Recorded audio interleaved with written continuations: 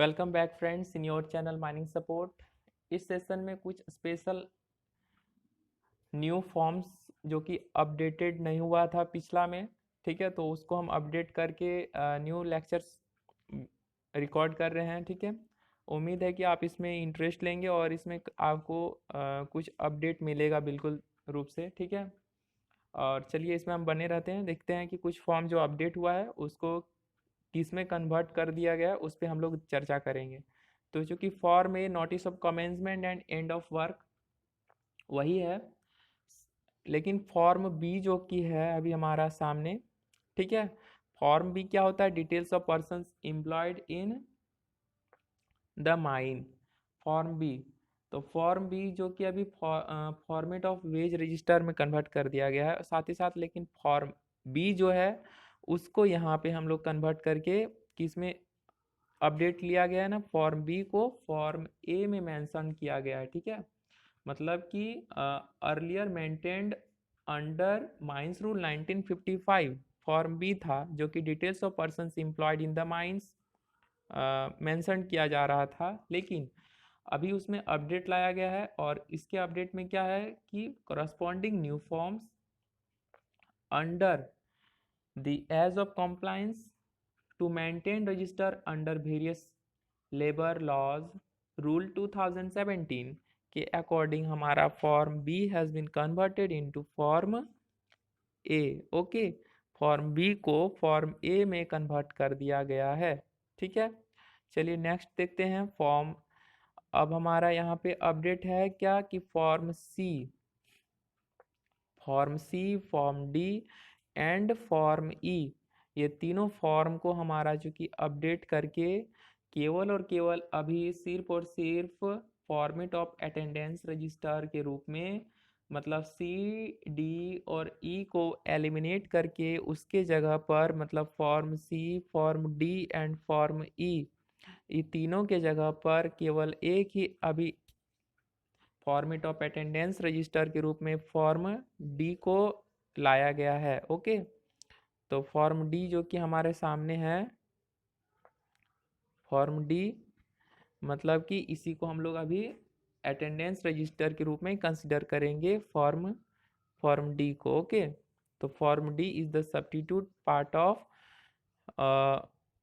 Form form C, form D और form E के जगह पे केवल अभी फॉर्मेट ऑफ अटेंडेंस रजिस्टर के रूप में फॉर्म डी को कंसिडर किया गया है। मतलब पहले अर्लियर हमारा register of persons employed below ground यदि हमारा खदान के अंदर काम करते थे तो उसके लिए हमारा अटेंडेंस रजिस्टर फॉर्म सी रखा जाता था।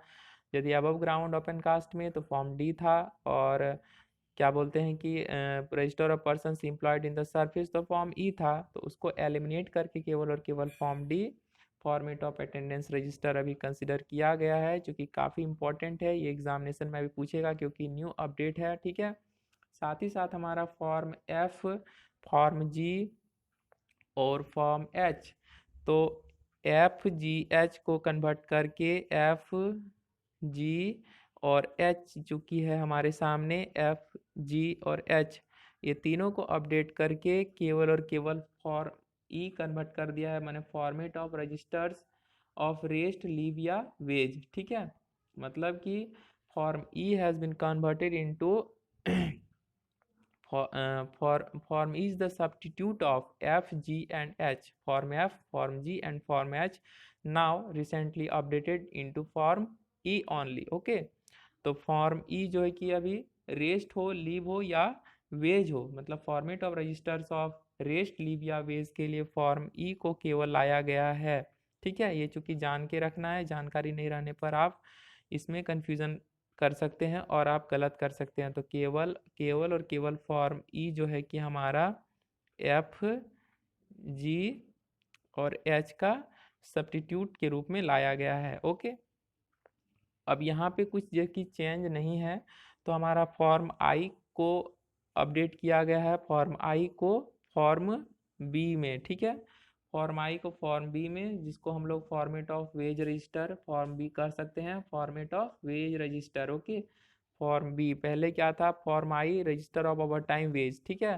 तो फॉर्म आई कन्वर्ट कर दिया गया फॉर्म बी में फॉर्मेट ऑफ वेज रजिस्टर में। ओके, और इसमें फिर न्यू हमारा क्या आता है, तो फॉर्म जे आता है। ठीक है, फॉर्म जे क्या है, रिटर्न ऑफ रिपोर्टेबल एक्सीडेंट, क्योंकि ये जो क्या त्यों रहा है, form J return of reportable accident, form K return of minor accident, form L information regarding leave with wage. Okay, तो फॉर्म एल हमारा किस में है, फॉर्म एल है information regarding leave with wage, form L information regarding leave with wage. Form M है कि notice of initial periodical medical examination rule 29B, तो ये चूंकि वही है form M, notice of initial या पीरियडिकल मेडिकल एग्जामिनेशन मतलब IME या PME under rule 29B form M में हमारा दिया जाता है। साथ ही साथ कहा जा रहा है क्या, फॉर्म एन जो कि हमारा मेंशन्ड है, तो फॉर्म एन क्या है, तो फॉर्म एन है second and final notice of initial और पीरियोडिकल मेडिकल एग्जामिनेशन, तो उसका सेकेंड एंड फाइनल नोटिस हमारा फॉर्म एन में सबमिट किया जाता है। अगेन हमारा फॉर्म ओ आता है, तो फॉर्म ओ को मेंशन किया गया है हमारा report of medical examination, form O जब हमारा रिपोर्ट आ जाता है तो फॉर्म ओ में रिपोर्ट सबमिट करना पड़ता है। फिर फॉर्म पी जो है कि हमारा एबव मेंशन्ड है, तो फॉर्म पी क्या है, medical standard of fitness of for persons employed, मतलब जो पर्सन्स एम्प्लॉयड हैं उनका मेडिकल स्टैंडर्ड्स ऑफ फिटनेस के लिए फॉर्म पी मेंशन्ड है। साथ ही साथ हमारा फॉर्म P1, तो P1 क्या है, medical standard of fitness persons to be employed, माने जिन्हें एम्प्लॉयड करना है तो उनका physical standards medical standards of fitness क्या होना चाहिए, तो फॉर्म P1 में मेंशन करना है। ठीक है, फॉर्म Q इसके बाद आता है, तो फॉर्म Q क्या है, तो notice of re medical examination by appellate medical board, तो form Q notice of medical re examination by appellate medical boards form Q में मेंशन किया जाता है। ओके, तो इस तरह से हमारा सारा लेक्चर कंप्लीट हुआ न्यू फॉर्म से अपडेट, और कुछ भी यदि आपको स्पेशल डिस्कशंस की आवश्यकता है तो आप कमेंट बॉक्स में मेंशन करें। ठीक है, यदि आपको ये लेक्चर और डिस्कशंस काफ़ी इंपॉर्टेंट लगा किसी भी एस्पेक्ट से, तो आप इस चैनल को लाइक एंड सब्सक्राइब करें और शेयर करें अपने फ्रेंड्स को to promote this channel. Okay, thank you.